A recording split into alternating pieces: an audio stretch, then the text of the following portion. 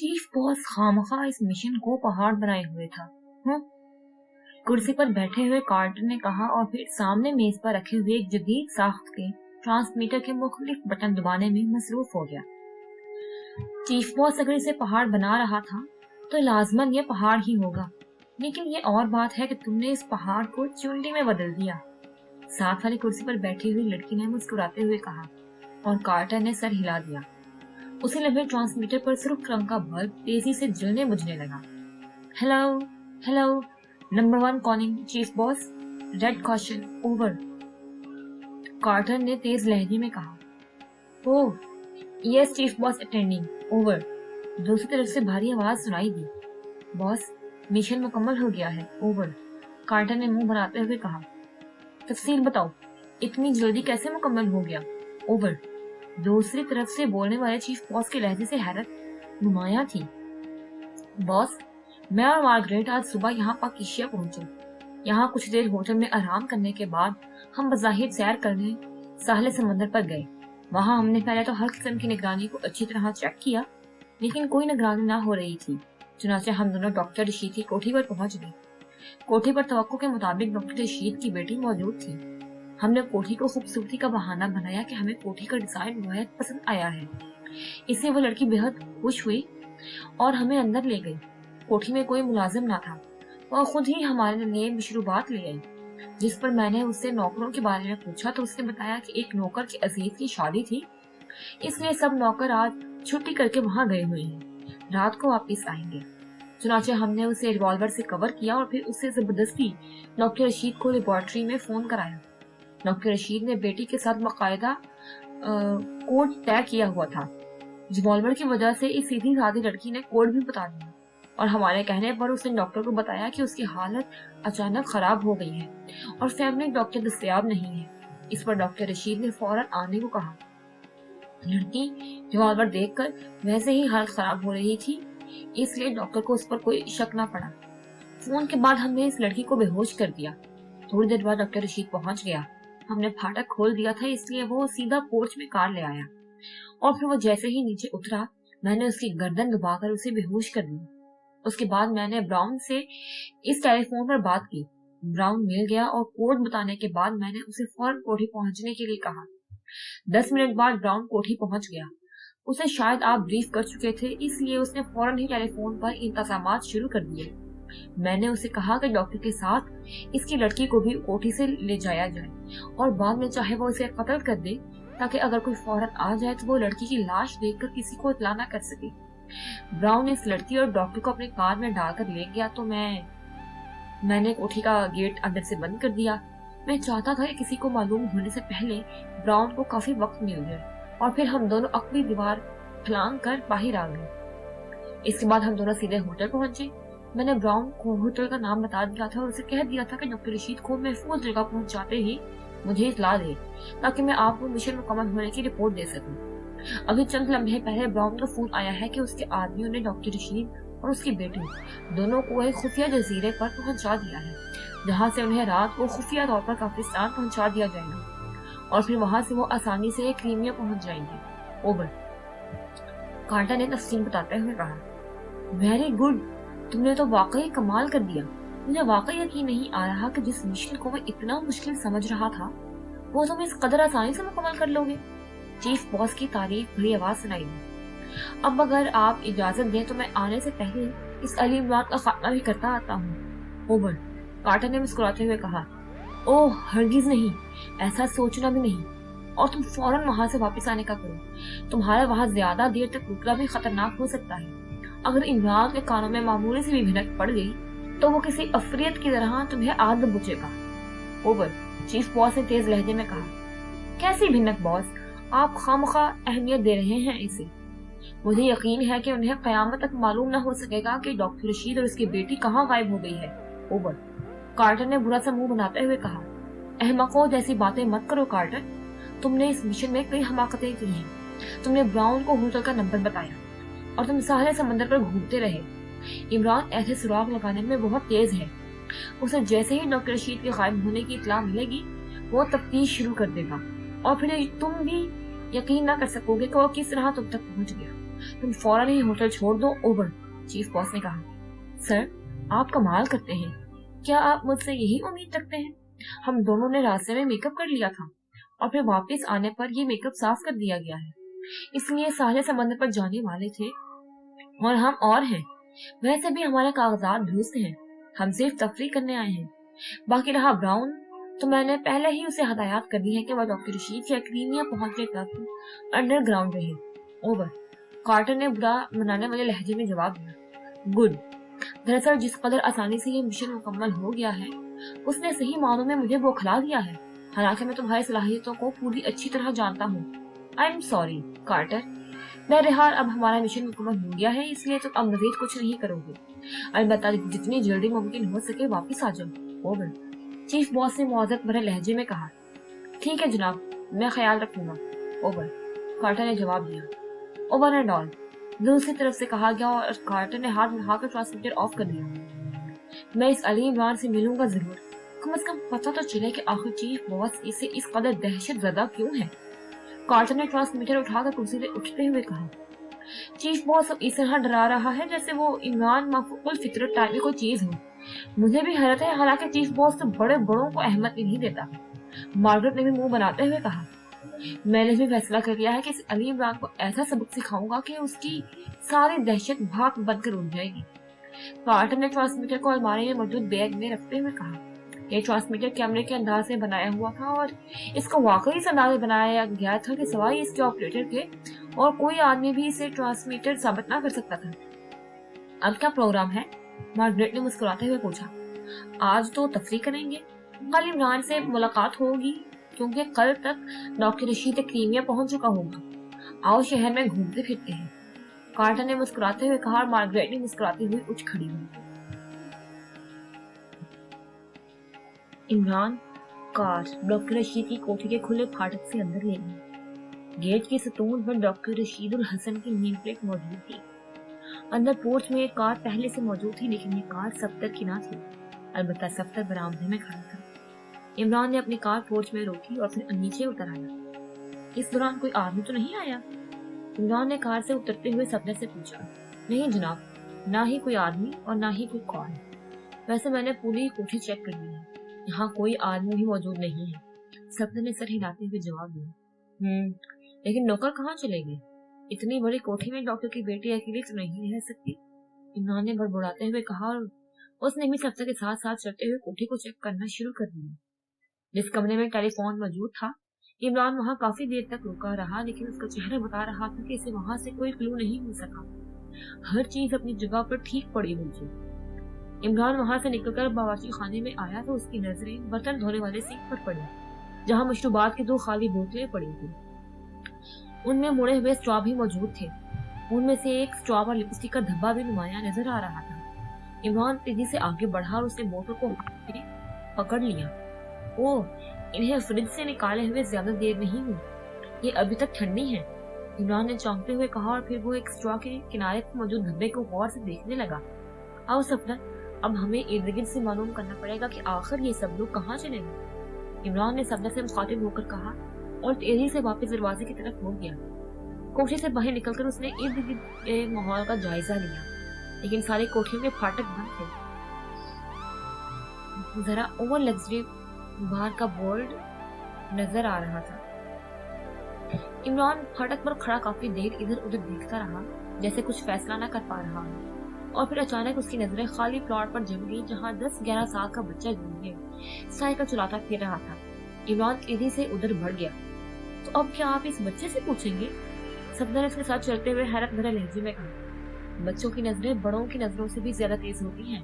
हो सकता है ये बच्चा इस वक्त भी यहाँ मौजूद हो जब डॉक्टर रशीद और उसकी बेटी को गायब किया गया हो, इमरान ने कहा। गायब किया गया हो? क्या मतलब? क्या उन्हें अगवा किया गया है? सफदर ने चौंकते हुए कहा। तो क्या वो धुआं बनकर उड़ गए हैं?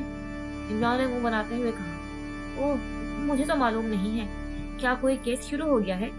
सफदर ने हैरत भरे अंदाज में कहा, लेकिन इमरान उसकी बात का जवाब देने के बजाय बच्चे से मुखातिब हो गया, क्योंकि इस दौरान वो इस खाली प्लाट के किनारे पर पहुंच चुके थे। बेटे, जरा 1 मिनट बात सुनना, इमरान ने बड़े नरम लहजे में साइकिल चलाते हुए बच्चे से पूछा। यस अंकल, लड़के ने साइकिल रोकते हुए कहा। بیٹے سامنے والے کوٹھی میں رہنے والے ڈاکٹر رشید کو آپ نے جانتے ہیں؟ عمران نے پوچھا۔ بالکل جانتا ہوں، بلکہ باجی رضا کے پاس تو میں پڑھتا بھی ہوں، لڑکے نے سر ہلاتے ہوئے جواب دیا۔ اوہ گڈ، پھر تمہاری مس رضیہ سے ملنے آئے ہیں ہم، لیکن وہ کوٹھی میں موجود ہی نہیں ہے، کہاں چلی گئی ہیں؟ عمران نے مسکراتے ہوئے پوچھا۔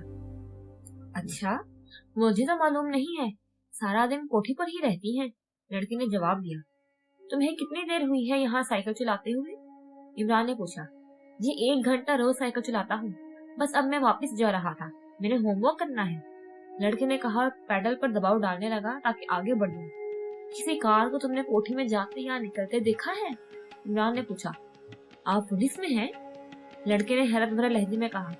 نہیں، پولیس مجھ میں ہے، عمران نے جواب دیا اور لڑکا ہنس پڑا۔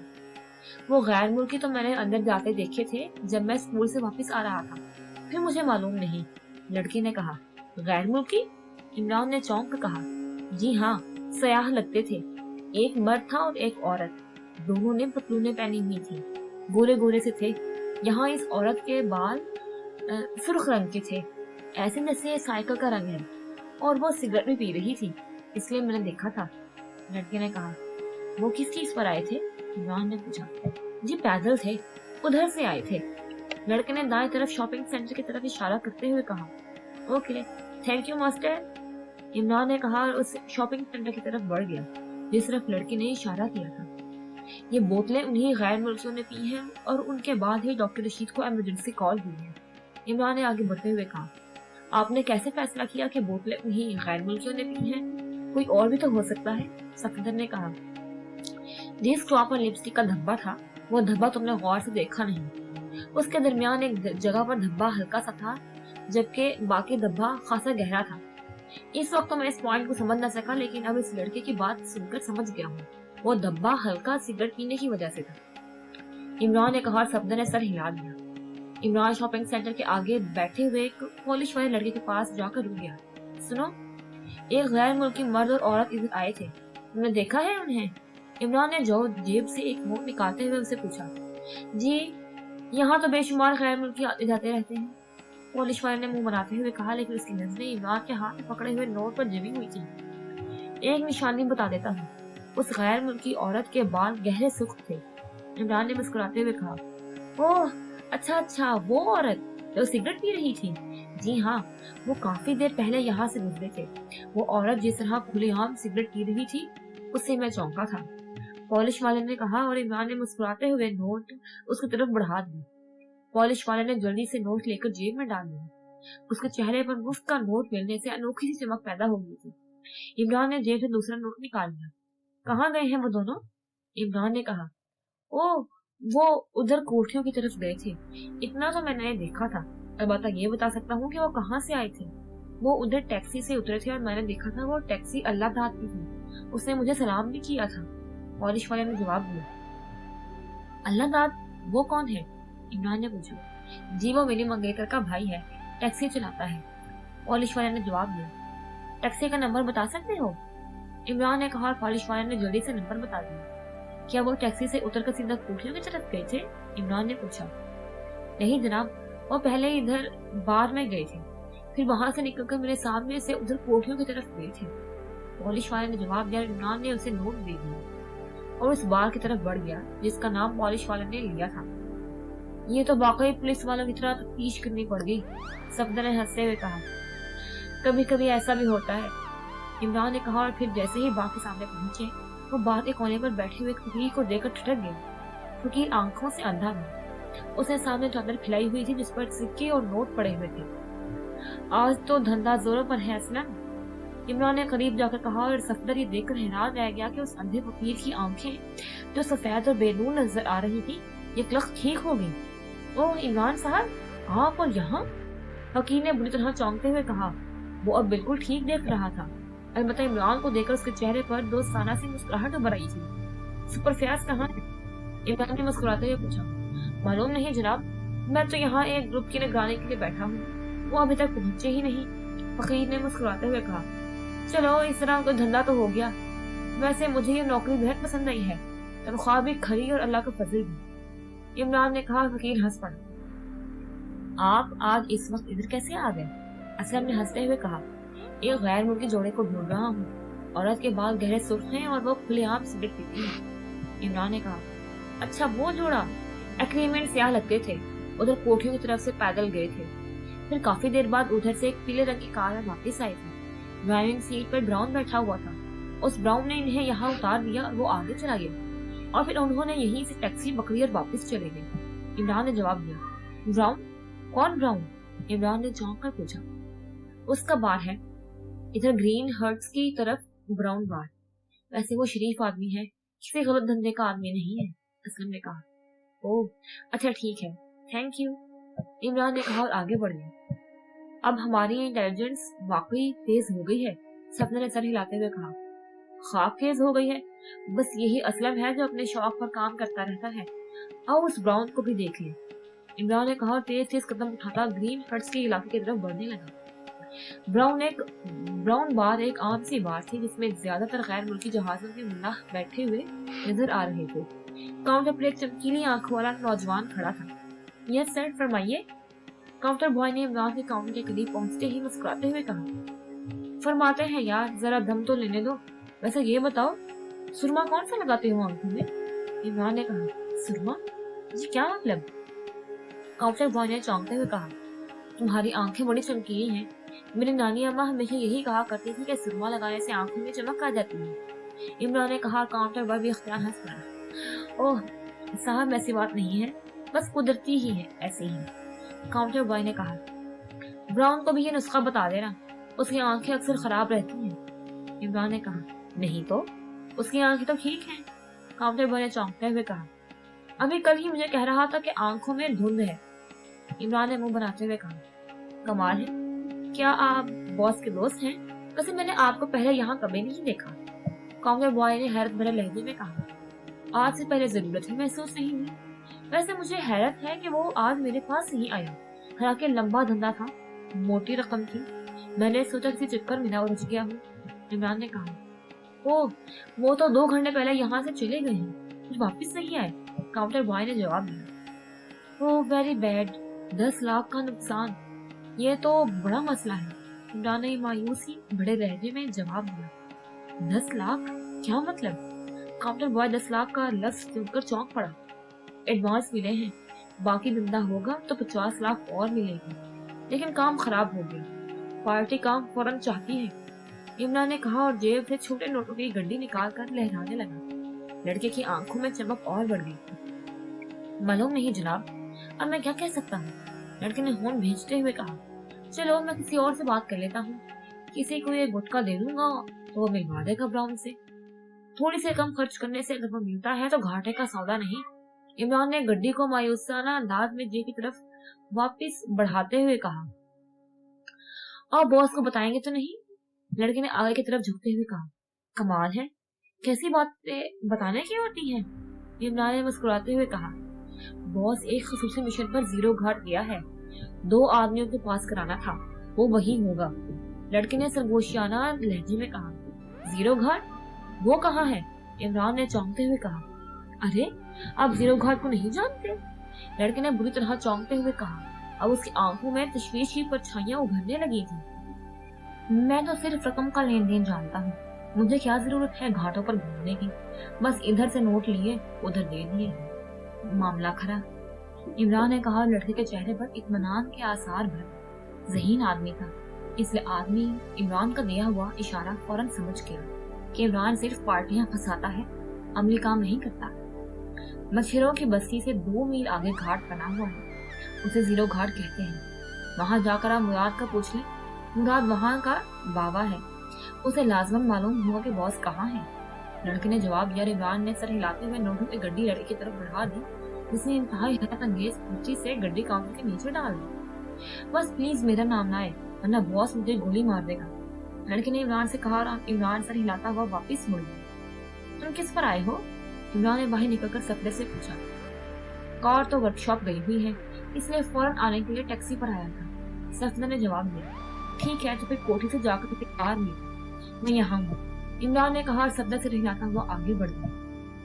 इमरान टहलता हुआ आगे बढ़ा और एक बुक स्टॉल पर जाकर रुक गया। थोड़ी देर बाद सफदर कार ले आया तो इमरान उस पर सवार हुआ اور سبدہ نے کار زیرو گھاٹ کی طرف بڑھا دی۔ یہ دو آدمیوں کے پاس کرانے کا کیا چکر ہے؟ غیر ملکیوں کو تو اس نے اسلم کے سامنے اتار دیا تھا۔ سبدہ نے کار آگے بڑھاتے ہوئے کہا، میرا خیال ہے ڈاکٹر رشید اور اس کی لڑکی کو اغوا کیا گیا ہے اور براؤن انہیں ملک سے باہر نکالنے میں مصروف ہے۔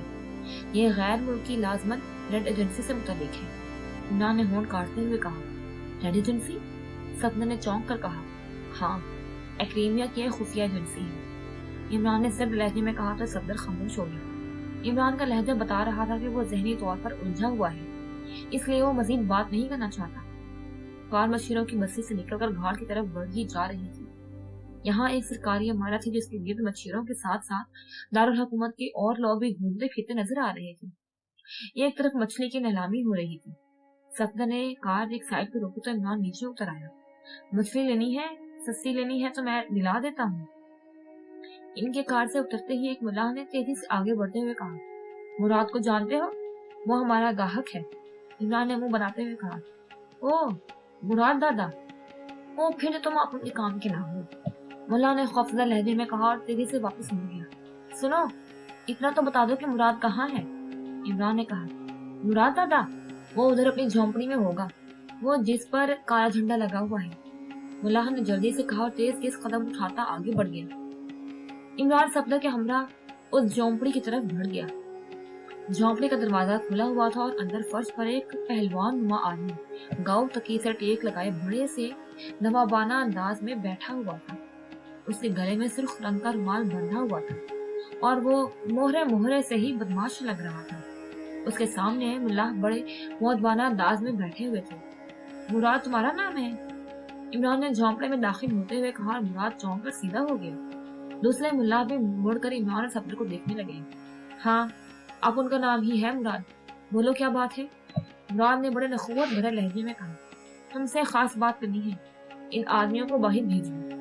عمران نے سرد لہجے میں کہا، یہ ادھر ہی بیٹھیں گے، یہ میرے آدمی ہیں، بولو کیا بات ہے؟ عمران نے برا سا منہ بناتے ہوئے کہا، سوچ لو، پھر ایسا نہ ہو کہ براؤن برا مان جائے۔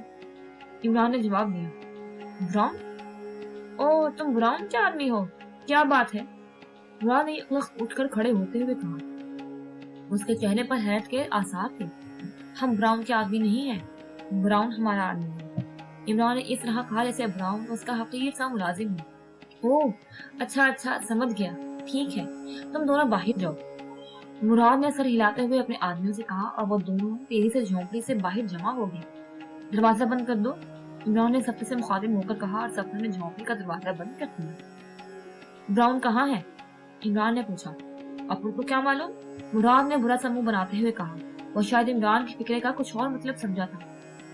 ہم نے اسے پوچھنا ہے کہ ہمارے آدمی پاس ہو گئے ہیں یا نہیں، اور اگر ہو گئے ہیں تو پھر ہم اس کو باقی رقم ادا کر دیں، کیونکہ ہم نے ابھی ایک ضروری کام کے لیے باچان جانا ہے۔ بس اچانک کام پڑ گیا، ہم اصول کے آدمی ہیں، ہو سکتا ہے ہمیں وہاں 10-12 روز مل جائے، لمبا دھندا ہے، اس لیے ہم نے سوچا کہ خود جا کر رقم دے دیں۔ براؤن نے ہمیں بتایا تھا کہ اگر کبھی ایسی ضرورت پڑ جائے تو ہم زیرو گھاٹ پر مراد سے پوچھ لیں۔ عمران نے کہا، تمہارے آدمی کون ہے؟ وہ غیر ملکی ہیں؟ عمران کی آنکھوں میں آنکھیں ڈالتے ہوئے کہا، نہیں، مقامی ہے، ایک مرد اور ایک لڑکی ہے۔ عمران نے جواب دیا، وہ پاس ہو گئے ہیں، رقم ہمیں دے دو، ہم عمارت پہنچا دے گا۔ عمران نے سر ہلاتے ہوئے کہا، مراد کیا تم ہمیں احمق سمجھتے ہو؟ براؤن کا سارا دھندا ہمارے سر پر چل رہا ہے۔ ٹھیک ہے، پھر ہم جا رہے ہیں۔ براؤن کو کہہ دینا کہ ماسٹر کوبرا آیا تھا لیکن تم نہیں ملی، اب ہم باچان سے واپس آ کر اسے رقم دیں گے۔ عمران نے کہا اور واپس مڑنے لگا۔ Master cobra? اوہ، کتنی رقم دینا ہے؟ عمران نے ہونٹ کاٹتے ہوئے پوچھا۔ لمبی رقم ہے، کیوں؟ عمران نے چونک کر پوچھا۔ رقم لے آئے ہو؟ مراد نے پوچھا۔ ہاں، لیکن اگر تم سوچ رہے ہو کہ ہم سے رقم حاصل کر لو گے تو پھر پہلے براؤن سے ہمارے متعلق اچھی طرح پوچھ لینا، تمہاری ہڈیاں بھی قبر میں صدیوں تک چڑکتی رہیں گی۔ عمران نے انتہائی سرد لہجے میں کہا۔ اوہ، اپن یہ نہیں سوچ رہا۔ مراد نے عمران کے لہجے سے ہی جھنجھن لیتے ہوئے کہا، تو پھر کیوں پوچھ رہے ہو؟ عمران نے اسی لہجے میں پوچھا۔ اپن اس لیے پوچھ رہا تھا کہ اپن نے آدمی پاس کیے ہیں اور اپن کو ابھی آدھی رقم ملی ہے۔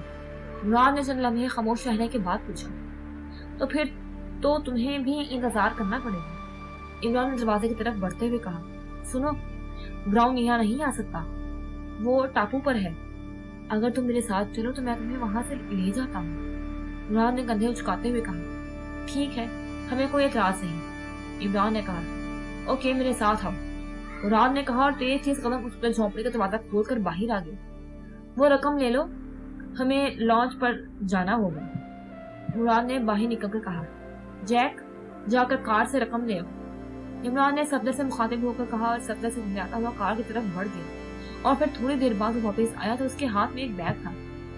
आओ, इधर लॉन्च है, मुराद ने कहा। वो उनके साथ चलता हुआ एक तरफ बढ़ गया। उसने चलते चलते किसी को हाथ से मखसूस इशारा किया तो सफदर ने चौंक कर इमरान की तरफ देखा, लेकिन इमरान ने बेनियाजी से मुड़ खींच लिया। इसलिए सफदर मुतमईन हो गया।